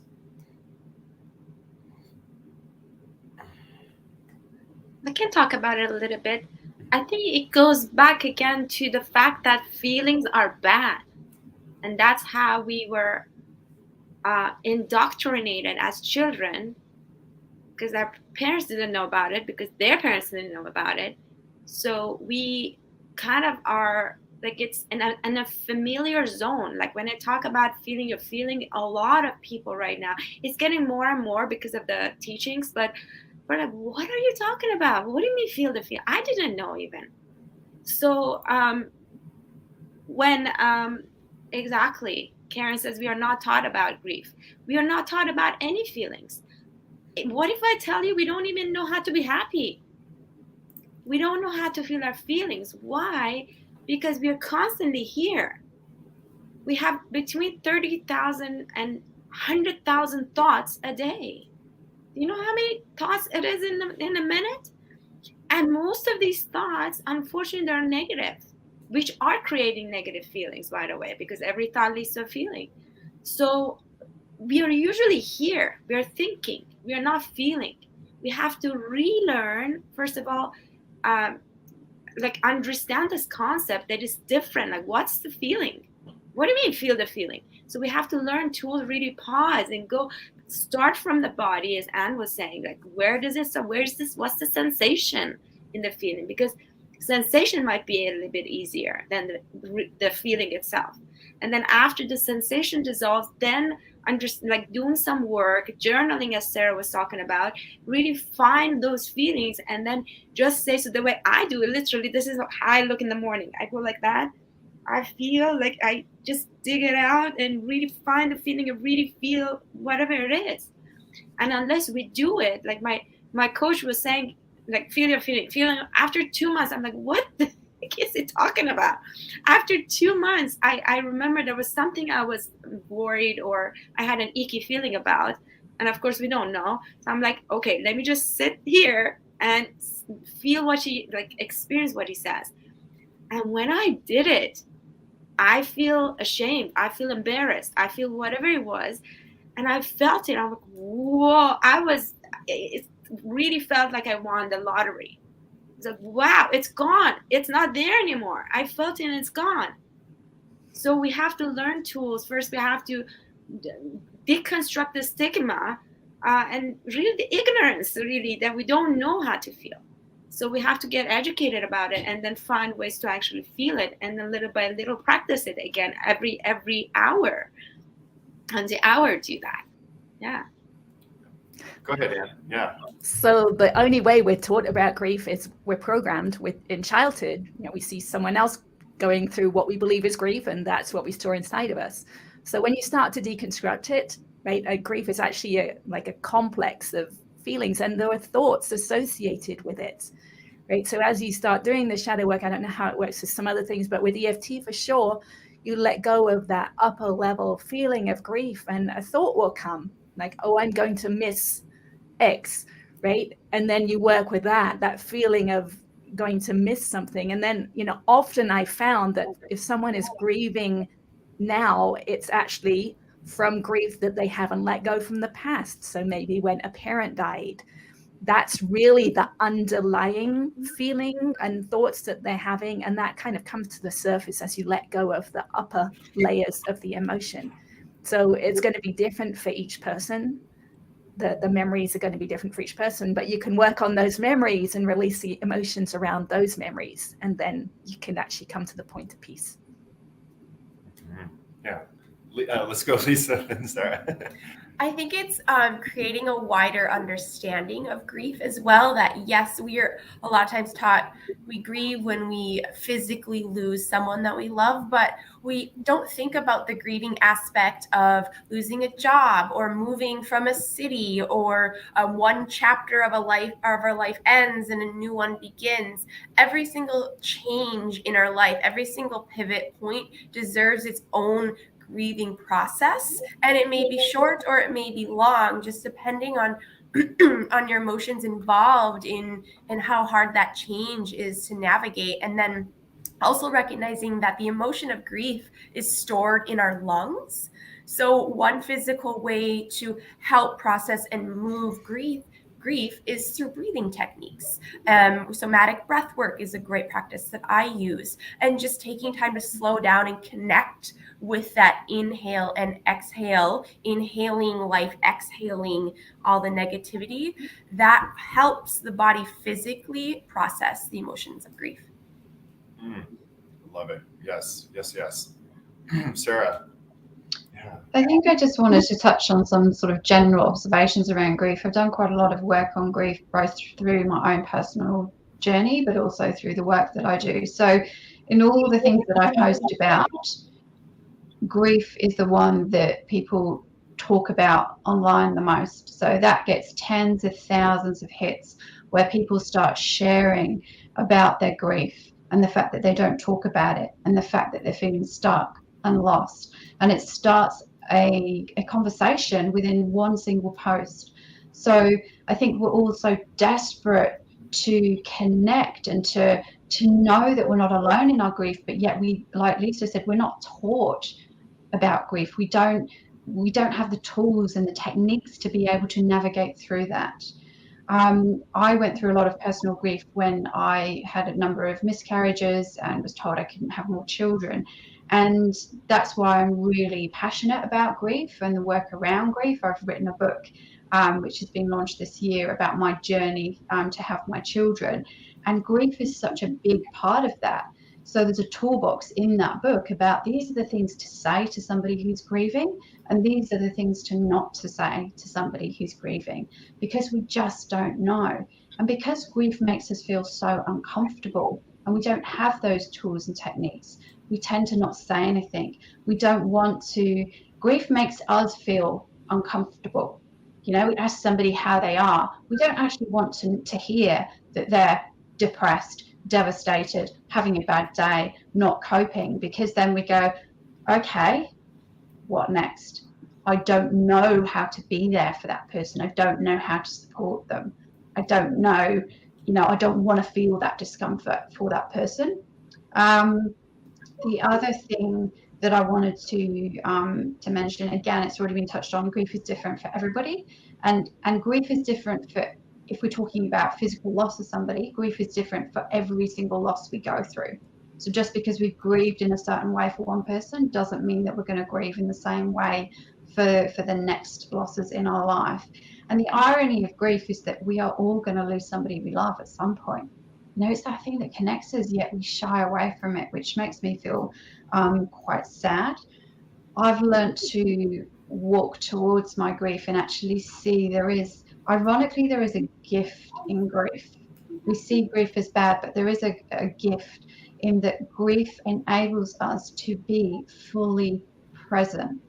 When you think about that moment when you are told you have lost somebody you love, or something significant has happened in your life and you've lost an aspect of your life and your life has fallen apart, in that particular moment, you are so very, very present in your life. And we spend so much of our lives focused on the past, you know, dwelling on the past, but, you know, thinking about the future, worrying about that we miss out on our life, the very moment that we're in.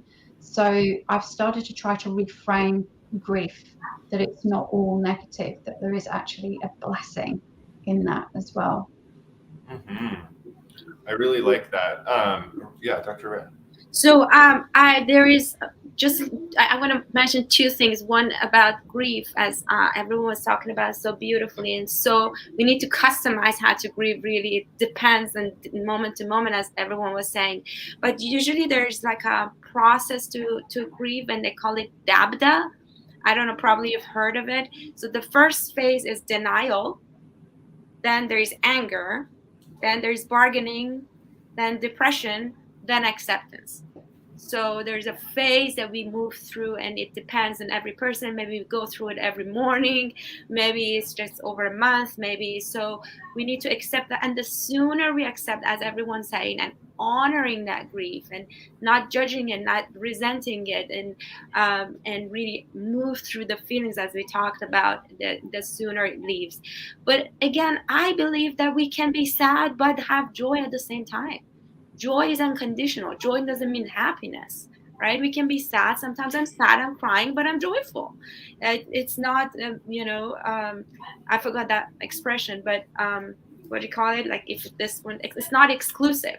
Like, so if we can, I can have joy and I can have sadness. And there's one more thing that Anne mentioned. I think it's super important when we talk about ego and shadow, is that whatever is happening in our current life, any feeling, any thought, for sure there is a connection. Like, there is a memory in childhood, specifically from 0 to 7, that is being triggered. Anything, even positive things, negative things. For example, one of my clients hated ice cream, and when we did work, we found that when she was 3 and she was eating ice cream, her parents were fighting with each other with loud voices, and now she associates ice cream with a bad thing. So anything that we do, it's super important when we do this work, and that way we have compassion for people, because then, you know, they become really victimized. You know, we've all been traumatized, by the way. So like trauma could be big or small, but we've all been traumatized as children. So it's always a memory in childhood that is being provoked. So when my child doesn't listen to me, when my husband criticizes me, I feel like a 3-year-old. I don't remember, it's all unconscious, but it's like a 3-year-old that I felt powerless, and I had to be the best, and I had to follow through. My parents were strict, and all those things. It's really a memory that is being provoked, and it's important to remember that, because we are not that child anymore. So we can take care of the inner child, literally reparent the inner child in this moment, so we can be mature adults. Otherwise, we're children.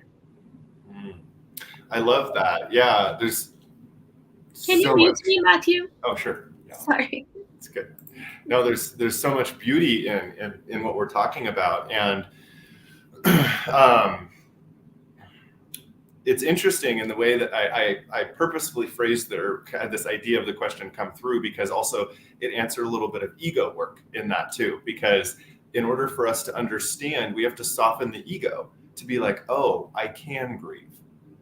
Oh, this is something that my identity can allow, right? And so I really like how you brought that up, where resource from that past version of ourselves or this past part of ourselves when we're in pain and when the trauma is activated. And it's so beautiful to understand that, like when we're triggered and we resource immediately. Well, I guess we could go down to the lower frequency of trauma that was originated, on which we put in the archetype to tell us how to deal with it. And that may have been, in your example, the parents. And in this ice cream situation, I feel for that client 100%. Ice cream is lifeblood for me. I love it. So I'm very happy you're doing work with that person. They need to experience joy and the causes of joy, and ice cream is one of those, definitely. I wanted to like, this conversation is just beautiful. We have come full circle in such a beautiful way to talk about the individual all the way into the societal and how we're all connected. And I wanted to bring that a little further in, we wanted to bring this in a little bit further in the fact that, yes, one of the things I believe is that we're all empathic. We just have had experiences in our life that have us develop a specific type of empathy in which we would say, I am empathic. Right? I am an empath because of this. And so some of us may have had more of a general experience in which not one of those things is extremely heightened.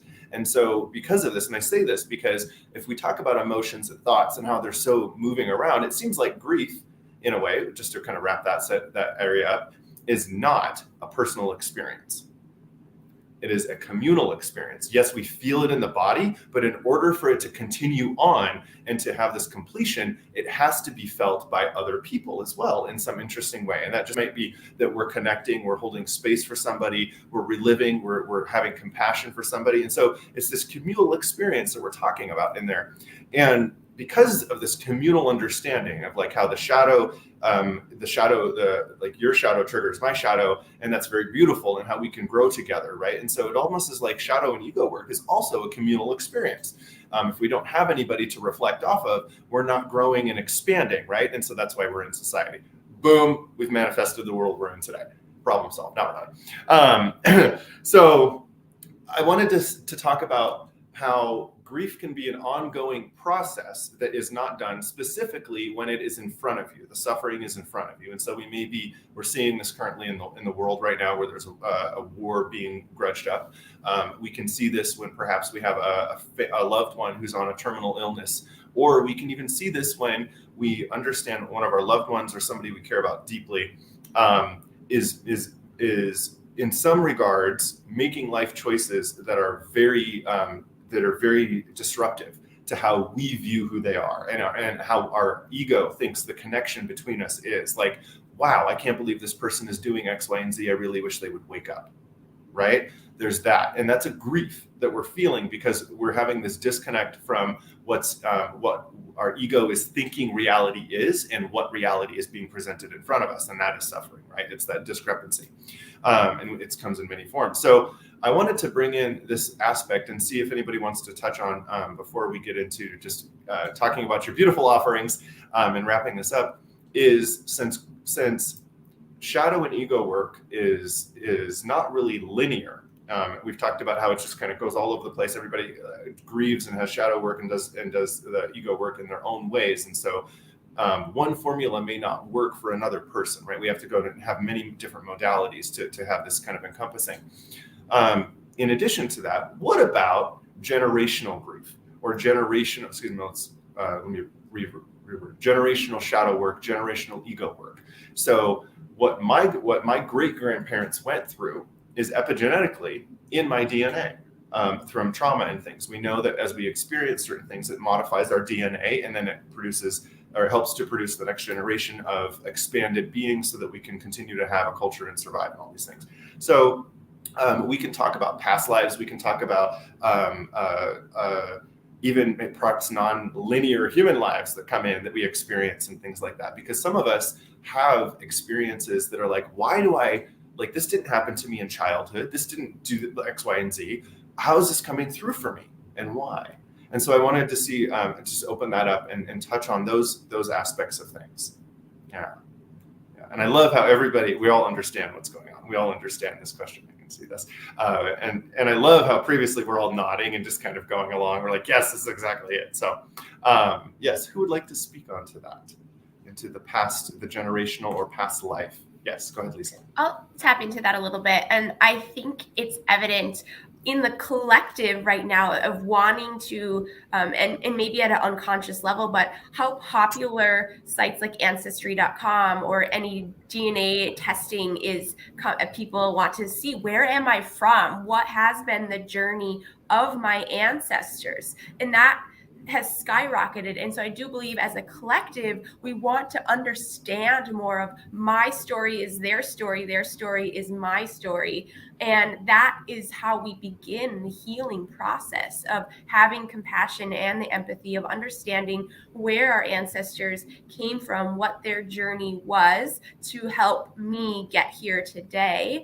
And then, like we've all talked about, recognizing that some of the emotions that we are holding or storing in our body may not actually be emotions that us as an individual has experienced, but that has been passed down from generation to generation to generation through the womb and through the DNA, and recognizing that and then being able to release that through muscle testing or tapping or somatic breath work or other various forms of being able to release these trapped emotions that may not even be yours, maybe from past life experiences or passed down through generation. I love that. Yeah, I remember, and I can't recall where this was, where I witnessed this, but apparently there's some studies coming out now where people who've gone through extreme situations such as like Holocaust or whatever, their grandchildren and great grandchildren have manifestations of that. And so that's interesting. Yeah, beautiful. Yeah. Go ahead, Anne. I saw that hand first.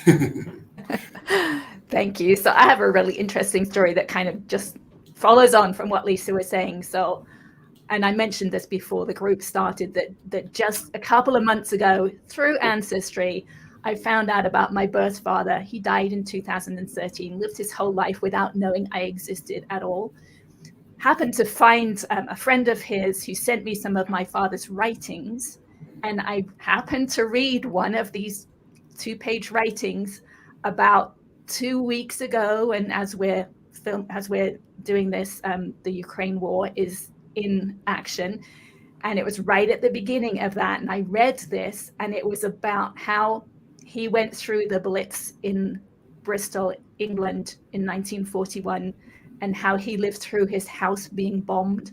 He talked in all sorts of visceral ways, the smells, the sounds, everything that happened. And I read that right at the beginning of the Ukraine war. And to me, that kind of blew my mind, that is probably living inside of me.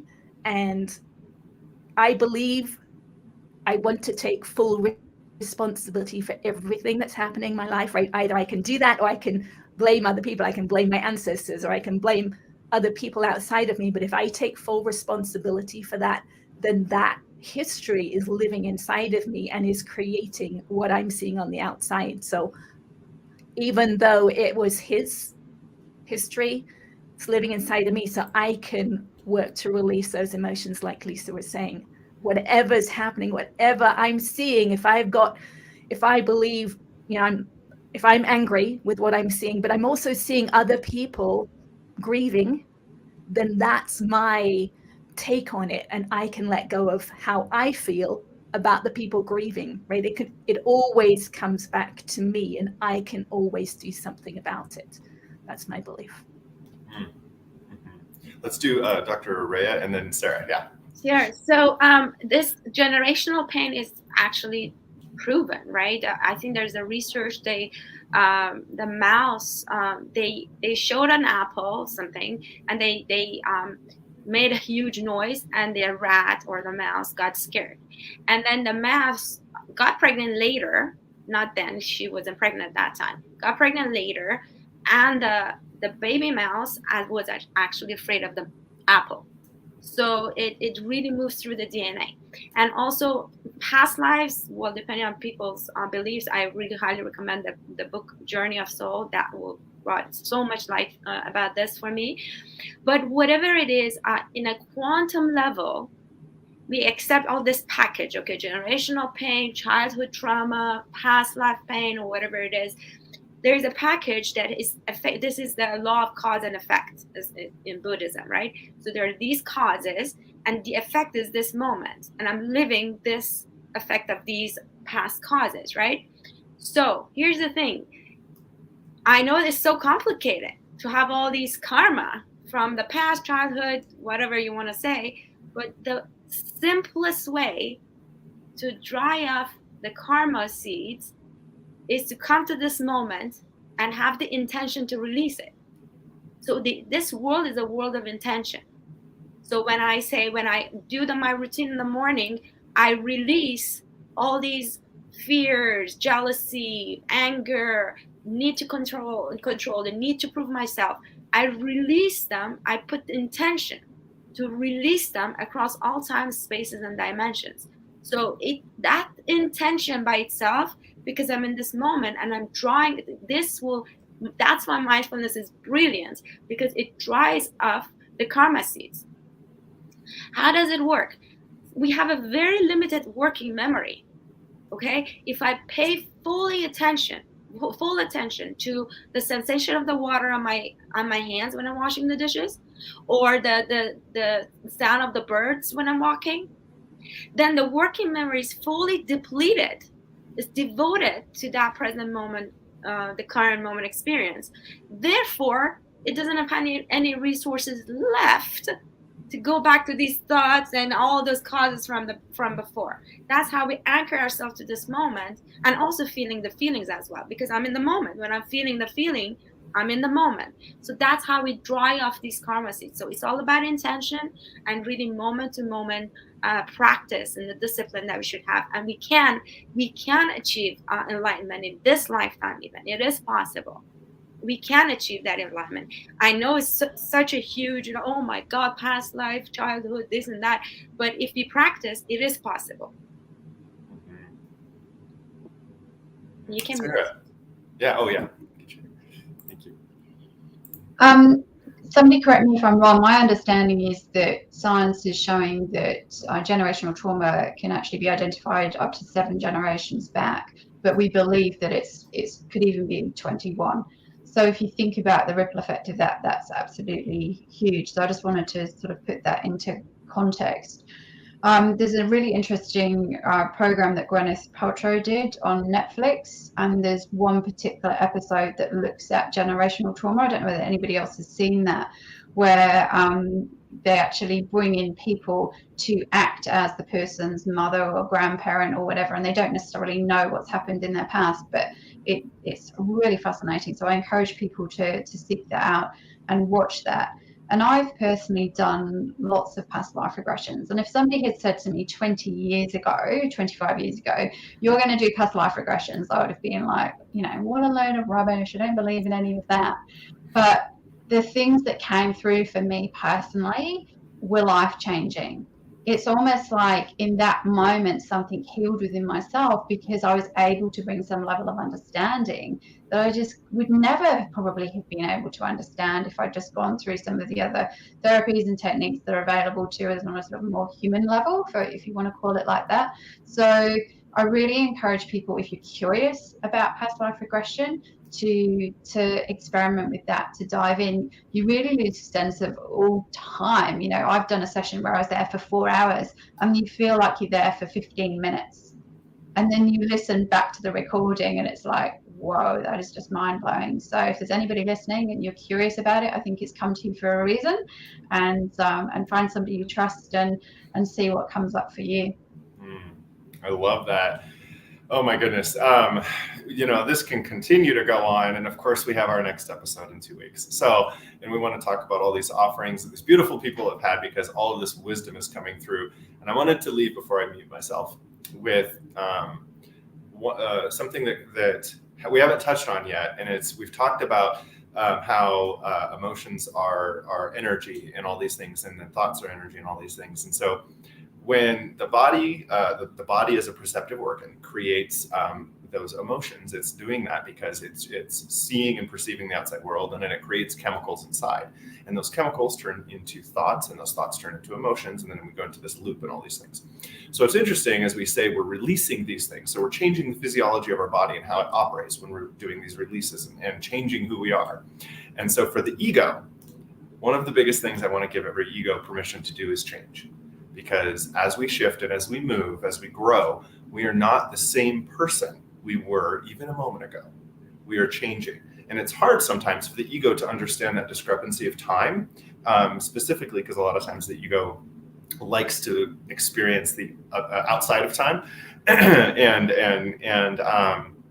so in that, when we've had things happen to us in the past, we don't ever really forget them, right? Because we're here in this moment, right? We're in a body and we have a brain that's creating memories and things. And generally, we don't ever forget these things. We lose the ability to be triggered by them when we do our work.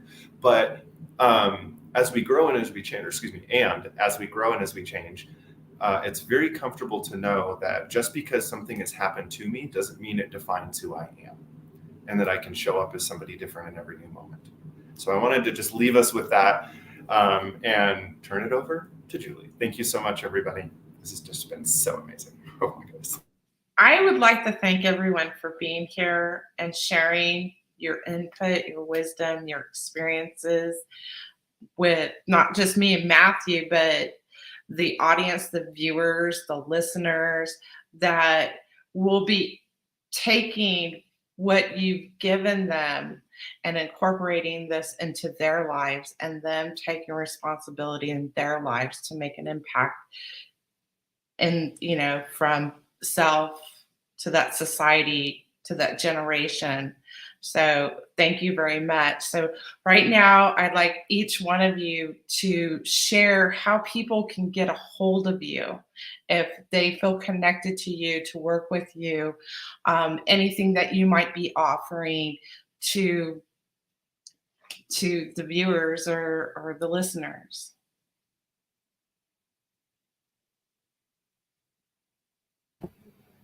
Okay, I'll start. I just wanted to say what a pleasure it was to be on this panel with everyone here, and so grateful that I'm able to have these conversations with beautiful humans, and that we have people who want to have these conversations and want to hear and want to listen and receive all the knowledge nuggets that we're all providing.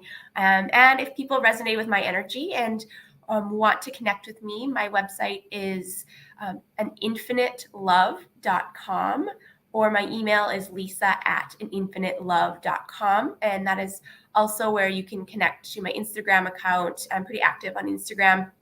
And then also my book, which is called An Infinite Love. And then we can set up a discovery call and chat to see if we are a good fit to work together. So thank you. I'd just like to add that whatthebleep.xyz will have all of their information on it to contact all of you, but I'd still like you to share so we can get the audio listeners. Oh, sorry. We have to, you're unmuted. Thank you. Thank you. So my website is DRARAYEH, drarayeh.com, and people can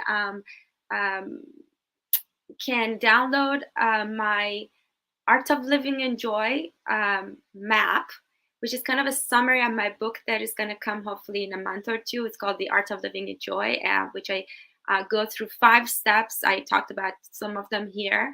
The step-by-step how we can transform suffering to joy, triggers to joy and peace. So that's one way they can find me. They can find me at my social media anchor is DRARAYEH everywhere, and I create little 2-minute videos sometimes a couple of times a week. They can find me there. And also if they like to have more contact with me on my website, they can make a free 30-minute call, so we can have that kind of a consultation plus discovery call as well. Thank you. This was really wonderful. I'm so honored to be able to really spend my Saturday with like it passed, 2 hours passed. I can talk about these things and hear them like for hours. I loved it. Thank you. One piece of the puzzle that I didn't get to share that I would love to just share quickly is that I believe we tune into spirit or God or the universe or whatever. I believe we're actually tuning in. And as we release our shadow and our ego, that shadow and ego distorts the signal that we're tuning into from spirit. So as we release more and more of our shadow, we actually tune into spirit or God or whatever much more easily. So I just wanted to share that. I have a website, annehince.com. You can see my x-rays there of how I've changed my skull. And I have a YouTube channel that has a demonstration video of EFT and a demonstration of feeling your feelings and talks about my story more, some different aspects of it. And I have a public Facebook page that I'm happy to interact on. It's called Anne Hince Wisdom. Thank you. I just wanted to say thank you. I have learnt so much in this conversation, and I've just loved the energy of everybody here. And so I really hope that we have connected with the audience, and I really encourage the audience to listen to the other ones that have already been and to listen to the forthcoming sessions. So people can connect with me through my website, which is sarahwilloughby.com.au. And if you sign up to my newsletter, you will receive a free 9-minute breathing meditation, which is beautiful. I love that. I created that with my son during our extensive lockdowns here in Melbourne. I also am on Instagram, LinkedIn, and Facebook. So LinkedIn is Sarah Willoughby 2019, Instagram and Facebook, Sarah Willoughby Australia. And I also offer a free 30-minute consultation if anybody wants to have a chat and work out how I can support you.